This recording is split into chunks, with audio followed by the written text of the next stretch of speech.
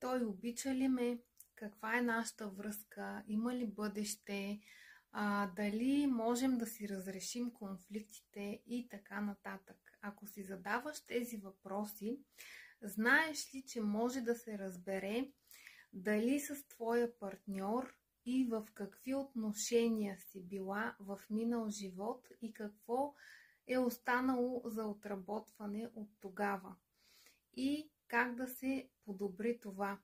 Знаеш ли, че ако зададем въпрос към акашовите записи, ще разберем причината, а след това тя може да се отработи на енергийно ниво и да се освободи тази част от кармичните отношения, която е токсична, в която има конфликти, неразбирателства и така нататък.